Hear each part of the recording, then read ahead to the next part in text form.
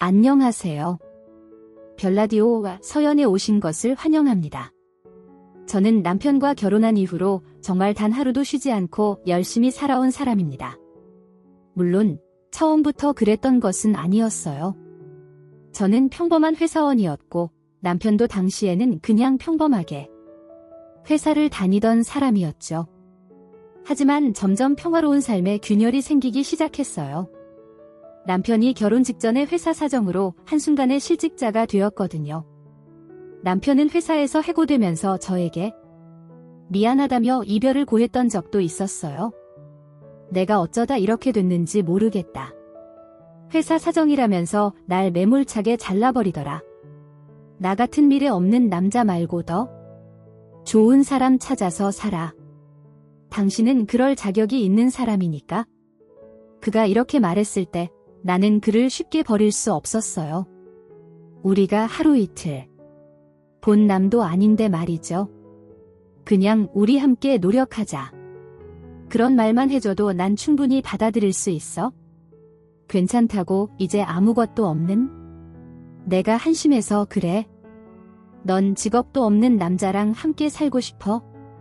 막상 결혼하면 어떻게 생활하려고 그러는 거야? 정말 그런 결혼 생활을 원해?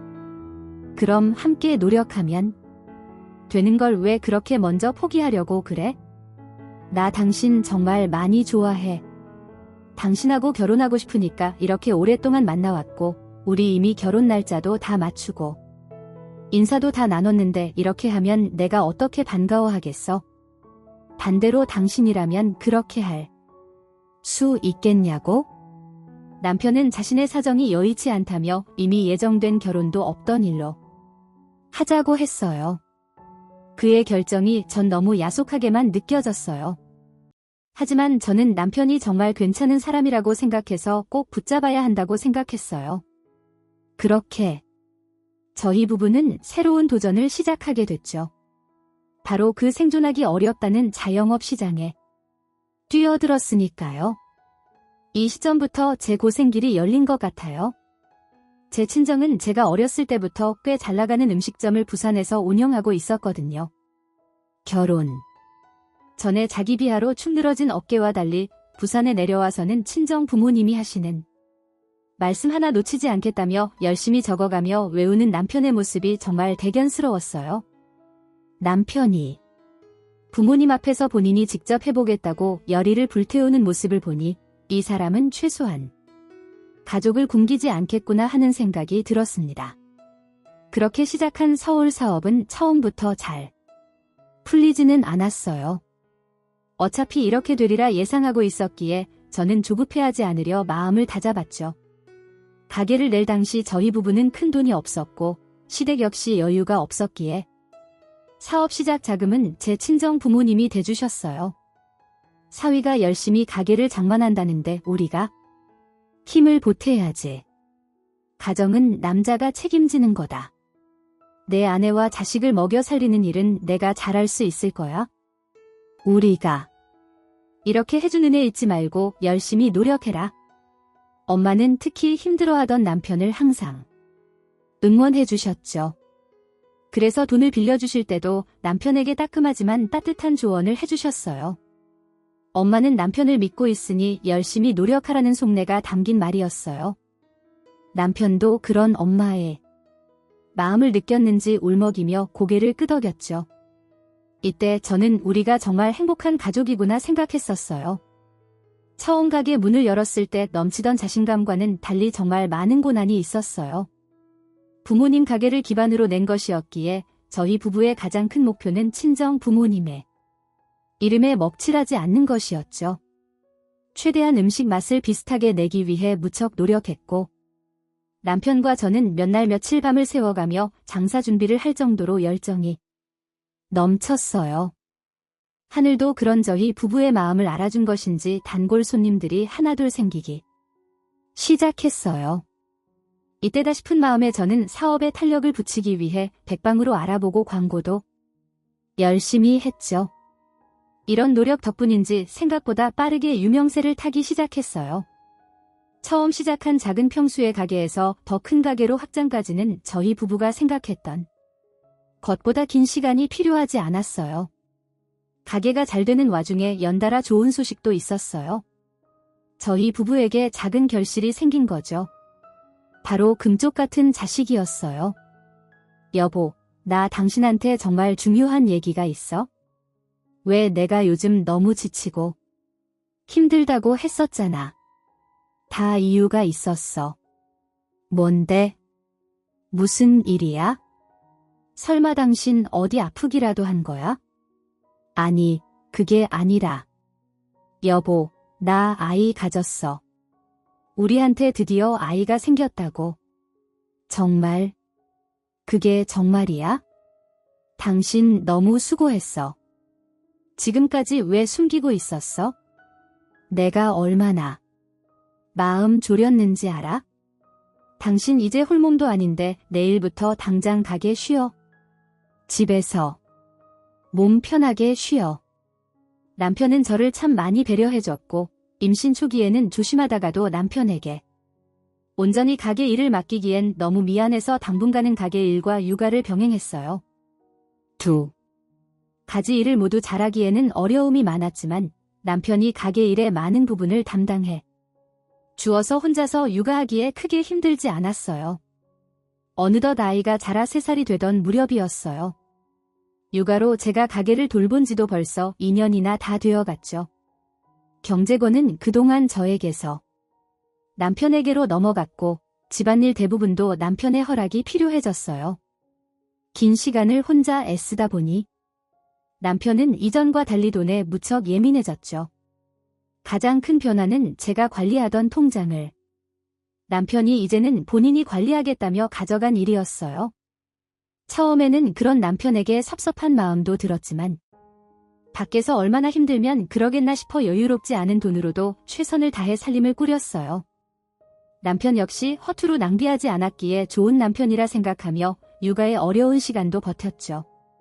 그러나 아이가 커가면서 저와 남편 사이에 마찰이 생기기 시작했어요. 여보, 다음 달부터 우리 아이 유치원에 보내려고 하는데 당신 생각은 어때? 우리 가게도 이제 안정적이니 나도 가게 나가서 다시 열심히 일해야지. 유치원 보낼 비용은 어떻게 감당하려고? 지금 그렇게 나태하게 굴면 바닥으로 다시 떨어지는 건 한순간이야. 애는 내년에 보내고 당신이 그동안 좀 더 수고해줘.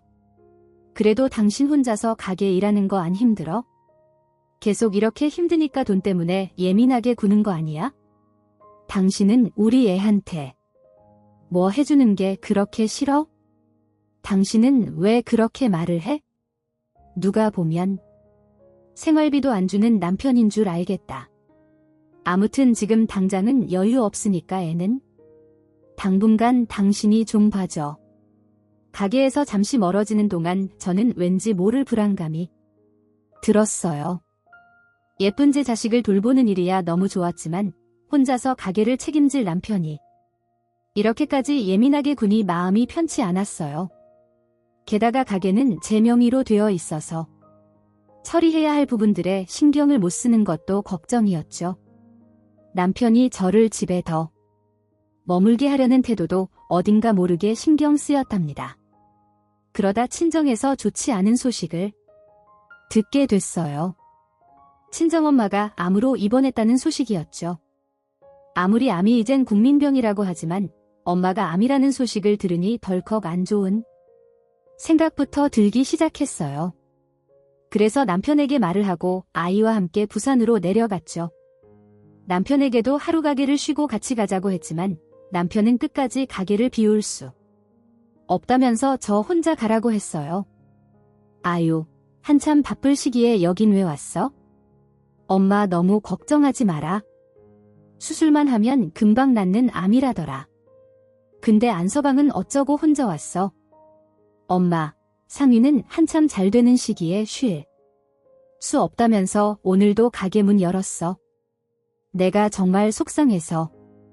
그나저나 정말 괜찮대. 정말 수술만 하면 나을 거라니 그래? 그러니까 너무 걱정하지 말어. 그나저나 수술비가 걱정이다. 앞으로 병원 다니면 돈이 한두 푼 드는 것도 아닐 텐데. 너무 걱정하지 마. 엄마한테 우리가 돈 받아갔잖아. 내가 남편 잘 설득해서 엄마 병원비 얘기 꺼내볼게. 괜히 너 신경 쓰이게 하는 건 아닌지 모르겠다. 엄마가 괜히 이렇게 중요한 시기에 아파서 그간 육아로 시간이 없다는 핑계로 친정을 오가지 못했어요. 오랜만에 본 친정엄마는 병색이 완연했기에 제 마음은 더 타들어가는 것 같았어요. 그러면서도 괜찮다 말하는 엄마를 보니 이건 아니다 싶어 저희 부부 사정도 어렵지만 엄마 병원비 걱정이라도 덜어드려야겠다는 생각이 들어 그날 밤에 남편에게 전화를 했어요. 여보, 아무래도 엄마 병원비는 우리가 감당하는 게 좋겠어? 지금 나이도 있으신 분이 모아둔 돈 다 쓰면 나중에 어떡하겠어? 우리 불편하다고 돈 이야기 꺼내지도 못하는 분들이고 뭐 우리가 장모님 병원비 줄 돈이 어딨어? 우리 가게도 지금 어렵다니까. 그냥 장모님 카드로 할부해서 그리고 내가 괜히 우리 애 유치원 못 보낸다고 한 줄 알아? 그런 이상한 소리 할 거면 당장 집으로 올라오기나 해. 도대체 가게 손님이 그렇게 많은데 뭐가 힘들다는 거야? 당신 나 몰래 뭐라도 하고 있어? 가게로 들어오는 돈은 뭐하고? 당신은 그저 눈에 보이는 것만 믿지? 당신이 가게 쉬는 동안 물가가 얼마나 많이 오른 줄 알기나 해? 아무것도 모르면서 그냥 당신은 좀 가만히 있어? 요즘 가게 돌아가는 것도 잘 모르면서? 무슨 아는 척을 해? 뭐라고? 당신 그게 지금 아프다는 사람 앞에 두고 할 말이야? 내가 아무리 가게 사정에서 손을 뗐다곤 하지만 그런 여유까지 없는 건 당신 문제 있는 거 아니야? 당장 당신이 들고 간 통장 나 올라가면 좀 봐야겠어. 왜 또 말이 그렇게 흘러가? 당신 육아 힘든 거 알아. 지금 장모님 아파서 예민한 것도 다 알고. 어쨌든 지금은 나도 바쁜 시간이니까 나중에 통화해. 남편의 행동은 너무나도 수상했어요. 그냥 통장 한번 보여주면 되는 일을 자꾸 말을 돌렸으니까요. 그러다 나중에 남편이 전화와서는 일단 이번에는 엄마 카드로 결제하고 나중에 그 금액을 현금으로 드리자고 했어요. 아무튼 본인 장모가 아파서 그것도 가게 일로 많이 도움을 받은 사람을 이리도 파악하게 대하니 제 마음은 편치 않았어요. 이렇게 남편과 대판하고 난 뒤 저는 오랜만에 내려온 부산에서 2에서 3일 더 머무르겠다고 남편에게 통보했어요. 괜히 길게 말을 섞었다가는 어제보다 더 심하게 다툴 것만 같았거든요. 그리고 저는 오랜만에 친구를 만나서 이런 마음을 풀어놨어요.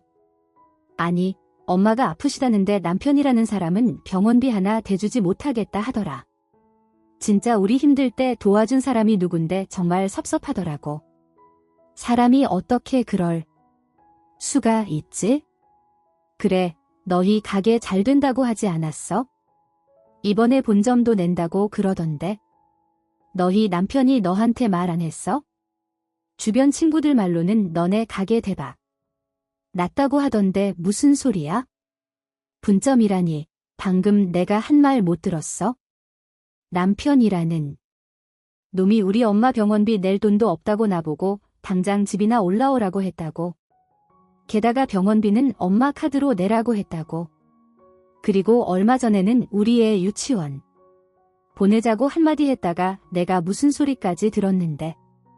아니 진정하고 내가 지금 너한테 거짓말이라도 했단 말이야? 안 되겠다. 너 잠시만 기다려. 내가 증거를 보여줄게. 친구의 말은 처음 듣는 소식이었어요.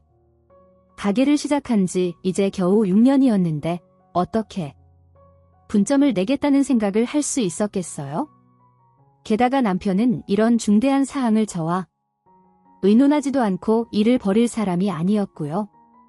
아이가 태어난 지 이제 3년, 제가 가게를 4년 동안 운영했을 때 상황을 보면 분점은 말도 안 되는 상황이었어요. 그러니 친구의 말이 의심스러운 건 당연했죠. 그리고 가게는 제 명의로 되어 있잖아요.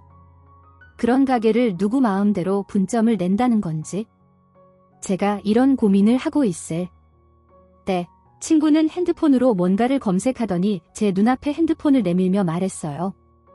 이것 봐봐. 여기 너희 가게 본점 아니야? 그게 아니면 이 상호를 쓰는 곳이 어디 있겠어? 친구가 보여준 정보에서 저는 안색이 창백해질 정도로 놀랐습니다.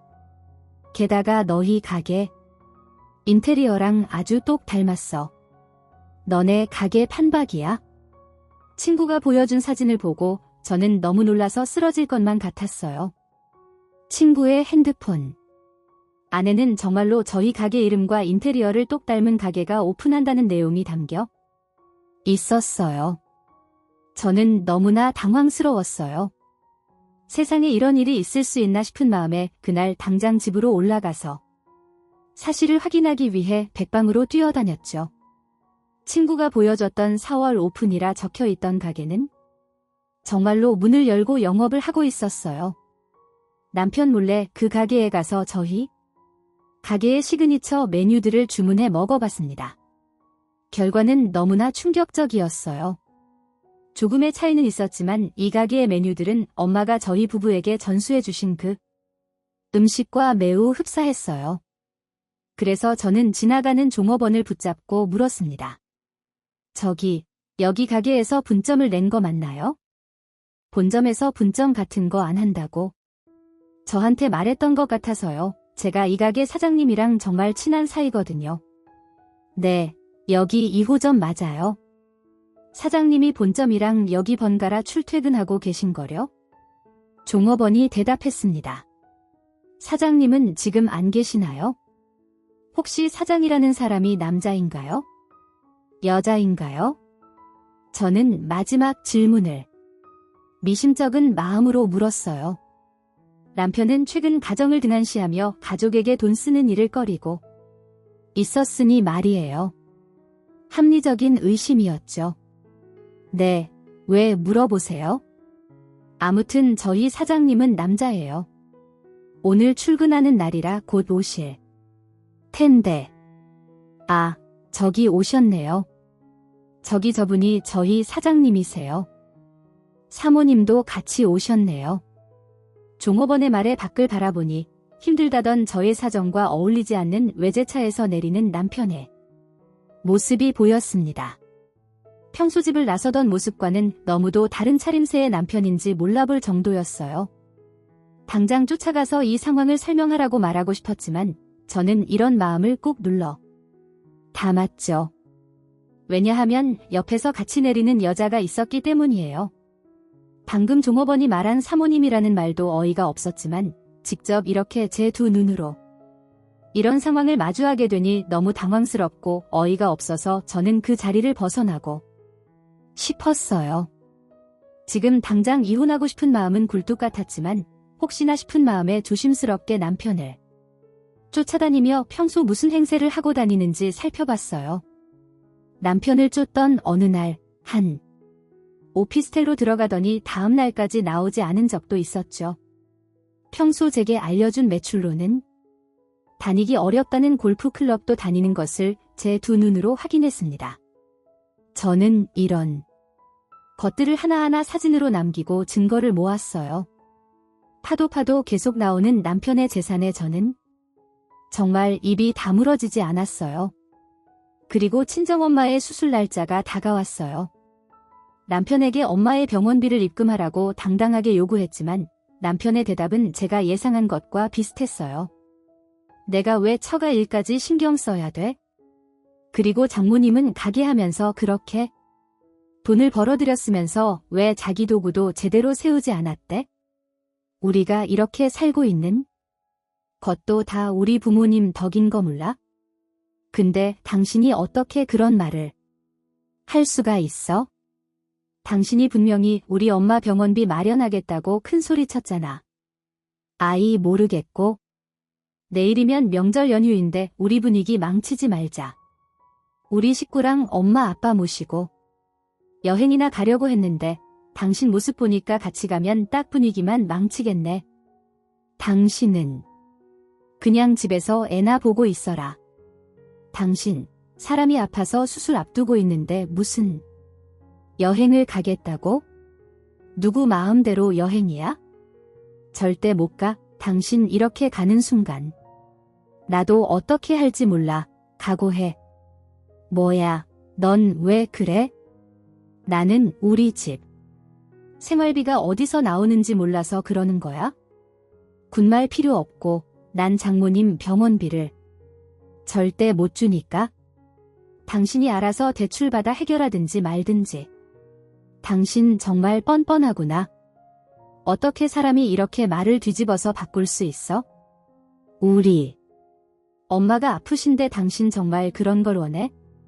근데 누가 수술 날짜를 명절 근처로 잡으라고 했어? 아무튼 나는 이미 여행 간다고 다 말해놨으니까. 당신 부모님은 당신이 알아서 다 처리해. 집에 있는 가게 매출이 입금되는 통장을 가지고 그대로 시댁으로 가버렸네. 그런 남편의 당당한 모습에 정말 분노했고 이 일을 당장 시모에게 따져 물었습니다. 여행은 시댁 식구들 모두가 간다는 얘기였어요. 어머님도 저희 엄마 입원하신 소식 들으셨죠? 이번에 수술하실 거예요. 그런 걸 어떻게 이렇게 큰 소리로 말할 수 있어? 제발 그 이야기를 해결해 주세요. 어머니들도 알잖아요. 저희 가게 시작할 때 친정에서 얼마나 도와주셨는지. 근데 이게 너무하지 않아요? 병원비, 그깟 돈, 저희한테 주신 도움에 비하면 너무하지 않아요? 너도 이런 오래된 이야기를 왜 지금서야 꺼내고, 그게 뭐 우리 잘 되라고 준 돈이라고? 네가 가게에서 낸다고 하니까 너희 부모님이 내 손에 쥐어준 돈이지 우리랑 상관없어. 네, 어떻게 그런 말을 할 수 있어요? 엄마가 아프다고 하는데 그 병원비는 어디서 나오는 거야? 그 병원비예요? 은혜를 이렇게 원수로 갚을 수 있어요? 아니야, 그런 식으로 우리 부모님을 욕하지 마세요. 응, 너 말 잘했다. 우리 애랑 각자 알아서 잘 해결해보자고 해놓고 지금서야 병원비 내놓으라고 하니까 어느 남편이 그 비용을 대겠어? 너도 병원에 입원하면 돈 줄 생각도 없는데 돈도 없는데 시모는 자신들이 우리 집과 상관없다면서 출국 계획을 자랑하더군요. 그리고 다음 날 남편과 함께 출국한다며 아침부터 집에 와서 소란을 피웠어요. 아들, 엄마 왔어. 오늘 우리 여행 가기로 했잖아. 얼른 나와서 준비해. 출국하는데 얼마나 걸릴 줄 알고 일찍 가야 비행기도 안 놓치지. 엄마 벌써 이렇게 오셨어요. 걱정 안 해도 내가 모시러 가려고 했는데 아버지는요? 네, 아빠도 벌써 짐 챙기고 밖에서 기다리고 있어. 이제 너만 오면 된다. 그나저나 이놈의 집구석은 어찌 정돈된 걸 본 적이 없어. 걔는 이런 곳에서 우리 귀한 손주 키운다고 그나저나 정말 손주 녀석은 안 데리고 가는 거야? 어차피 아기 때는 봐도 아무것도 기억 못한대요. 괜히 비행기 타면서 병 같은 거 걸릴 수도 있다고 하니까 이번에는 저희끼리 가요? 네, 그래, 내가 그렇게 말하니까 별말하진 않겠다만 하여튼 우리 갔다 올 테니까 이 집구석 정리 좀 하고 있어라. 도대체 지 서방 하나 제대로 돌보지 못하고 이게 뭐라니 끝까지 빈정거리는 시모. 그래도 시모는 제 손자라고 아이 데리고 가고 싶어 했지만 남편이 그걸 저지하는 걸 보고는 속으로 한숨을 쉬었습니다. 이날 저는 시댁의 모습에 저들을 그대로 두고 볼 수 없다 생각해 시댁에 놀러간 동안 남편과의 이혼 소송을 준비하게 됐습니다. 정말 다행인 건 시댁 사람들이 제법 긴 시간 동안 여행을 갔다는 것이에요. 무슨 명절 맞이하면서 큰 돈을 들여 유럽을 갔다 온다 하더군요. 그것도 저를 빼고서 말이에요. 덕분에 남편과의 이혼 준비에 시댁 식구들에게 시달릴 시간이 따로 생기지 않아도 됐으니까요. 남편과의 이혼 소송 준비는 어렵지 않았어요. 먼저 친구에게 도움받긴 했죠. 너 남편이랑 이혼할 거라고 했지? 그럼 먼저 그 가게도 어떻게 같이 소송 좀 걸어봐. 너희 가게 원래 내 명의였다며 그거 너 몰래 2호점 냈으니까? 당연히 소송해야지. 그런가 그것도 내가 법으로 어떻게 할 수 있는 부분인가? 나야. 그러면 좋지만 너 혼자 안 되면 변호사 선임이라도 해서 꼭 도움받아봐. 예전에 내 친구 이야기 들어보니까 남편 재산 가압류 걸어서 일단 처분 못하게 꽁꽁 묶었다고 하더라고. 그런 방법이 있어? 알았어. 너 말대로 변호사 찾아가서 이것저것 물어봐야겠다. 정말 고마워. 사실 이런 이야기 어디서 털어놓고 할 수도 없어서 속으로 끙끙 앓았거든. 이혼. 소송 준비한다 생각했지만 그런 방법들이 있는지 꿈에도 몰랐네.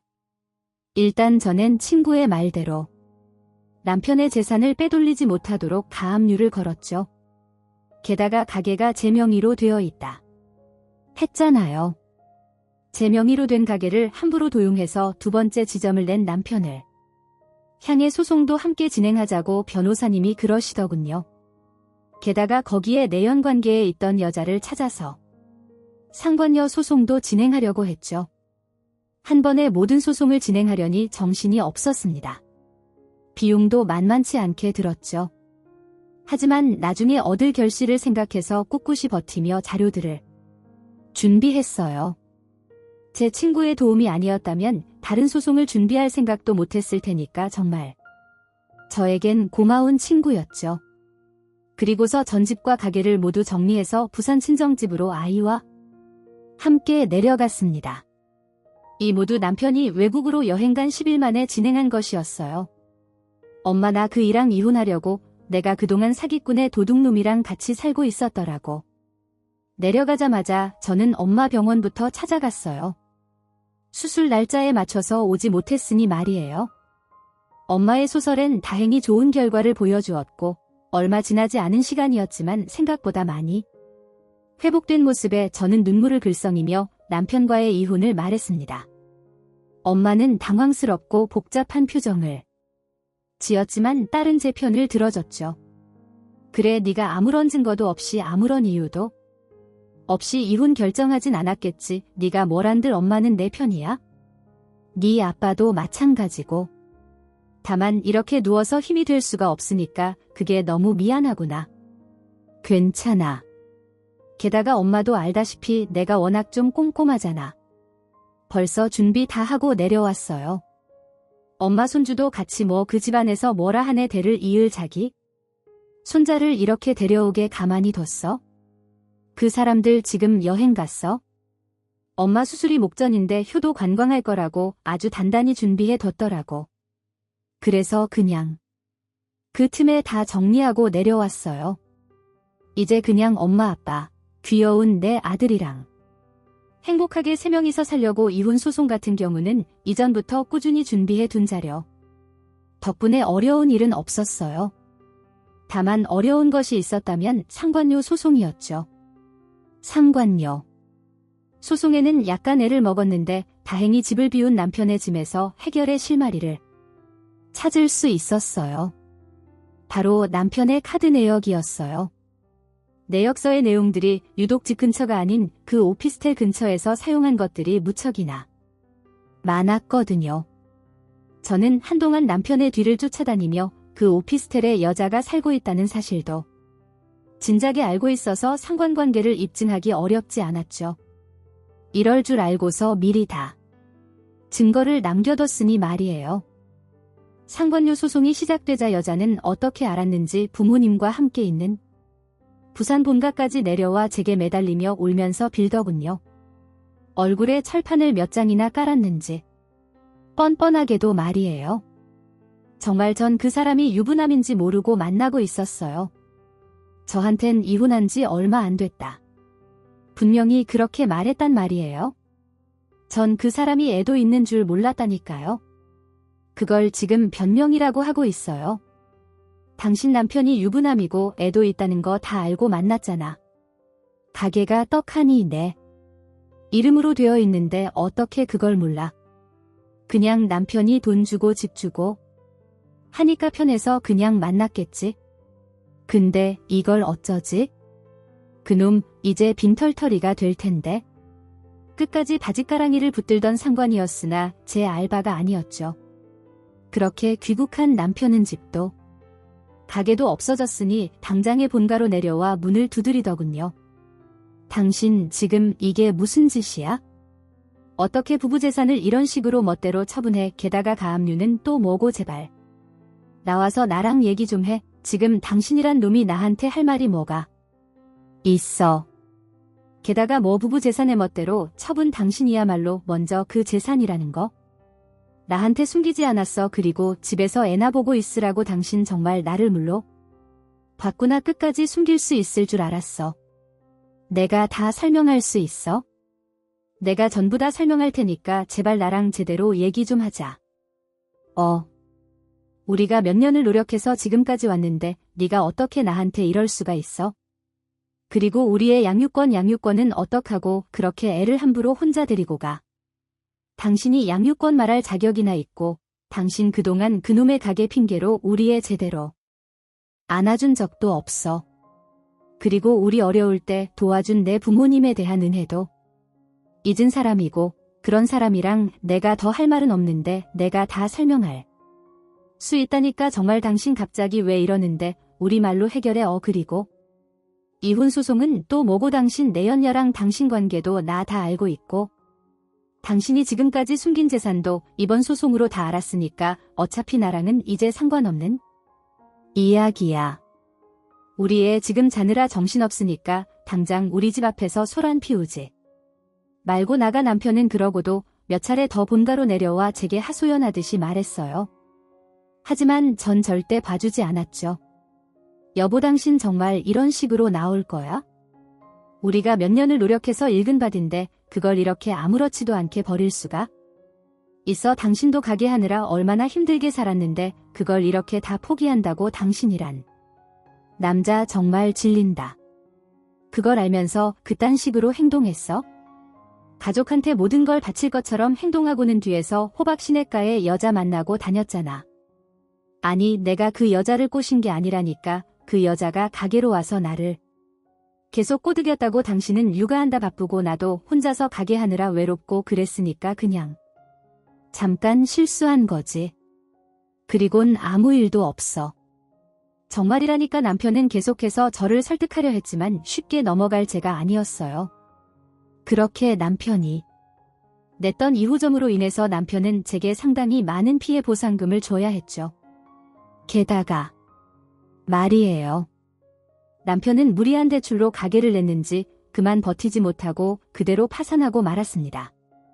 불쌍하지도 않았어요. 자업자득이라 생각했죠. 그리고 이혼 소송은 별개로 잘 진행되었어요. 저 몰래 했던 일들이 워낙 많았으니 이혼 소송에서 제가 질 수가 없었죠. 남편은 법정에서도 저에게 질질 매달리며 말했어요. 여보, 다시 생각해. 나 지금 파산 직전이란 말이야. 당신 정말 나 이렇게 만들 거야? 우리 애 아빠 없는 애로 만들고 싶냐고. 그러게 애초에 잘 좀 하지 그랬어. 당신이란 남자 뭘 믿고 내가 가게를 맡겼는지 아직도 후회되니까 그만 말해. 그리고 제발 그 입으로 우리의 이야기 담지도 말고 하지도 말고. 그럼 내 오피스텔만큼은 건드리지 마. 정말 지금 나한테 남은 거? 그거 하나뿐이라고. 나 정말 어떻게 살려고 그래. 당신 사는 이야기 이제 하나도 궁금하지 않은데 당신 그냥 그 여자랑 오붓하게 둘이서 잘 살아. 내 애는 내가 알아서 잘 케어할 테니까 나중에 듣자 하니 그 상권녀라는 사람한테는 거의 맨발로 쫓겨났다고 하더군요. 그동안 전 남편과 일을 하면서 속으로 끙끙 앓았던 일들이 많았는데 그 많은 기억들이 쑥 내려가는 듯 했으니 말이에요. 지금 저는 엄마, 아빠와 함께 가게를 운영하면서 어찌저찌 잘 살고 있습니다. 아이는 이전에 가지 못했던 유치원에 다니고 있고요.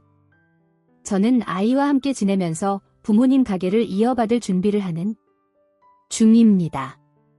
아직 제대로 말도 못하는 아이지만 전 남편과의 이혼 과정에서 마음의 상처를 입지 않을까 걱정이긴 합니다. 하지만 다행히 자기 아빠라는 인식도 희미했는지 크게 아이를 신경 쓰는 모습은 보이지 않더군요. 천만 다행이라 생각했어요. 네가 이렇게 이혼하고 혼자인 게 마음이 아프지만 내가 편하다니 됐어. 근데 정말로 엄마 아빠가 아는 가게 이어받으려고 하니 가게 일이 얼마나 힘든데 그냥 내가 여기 물려받으려고 그 고생을 했나 싶어서. 그리고 지금 나는 혼자도 아니잖아. 내 자식한테 나도 엄마 아빠처럼 든든한 버팀목이 되어줘야지. 누구처럼 말이야 내 엄마. 말이 맞다. 너도 혼자가 아니니 잘 생각하고 살아야지. 평생을 이렇게 혼자 지낼 수 없자니 여전히 제 부모님은 저를 걱정하고 계십니다. 이혼 자체를 뭐라 하진 않지만 역시나 아이에게는 아빠가 필요한 법이라고 말이죠. 언제라도 좋으니 괜찮은 남자가 있다면 결혼하는 것도 고려하라는 부모님 말에 저를 생각하는 마음이 담겨서 참 마음이 따뜻해진다는 생각을 했어요. 엄마는 그 밖에도 제게 소소한 위로를 건넸지만 저는 오히려 속이 시원했으니 걱정하지 말라. 역으로 엄마를 타일렀어요. 전 엄마에게 당분간 본인의 회복에만 힘쓰라고 가게는 걱정하지 말라고 했죠. 이렇듯 사람 사는 게 정말 무슨 일이 일어날지 아무도 모르겠더군요. 열심히 저는 제 역할을 하면서 살았지만 상대가 무슨 짓을 하고 다니는지는 알 수 없기도 하고요. 제 이야기를 듣는 청자님들에겐 늘 행운만 가득하셨으면 해요. 만약 운이 좋지 않아 저와 비슷한 일을 당하신 분들은 포기하지 말고 사셨으면 좋겠다고 말하고 싶고요. 제 긴 이야기 끝까지 들어주셔서 정말 감사합니다. 이번 겨울 여러분 모두 따뜻한 시간 보내시길 바랍니다. 오늘도 저희 채널에 함께해 주셔서 진심으로 감사드립니다. 앞으로도 더 좋은 이야기로 찾아뵙겠습니다. 안녕히 가세요.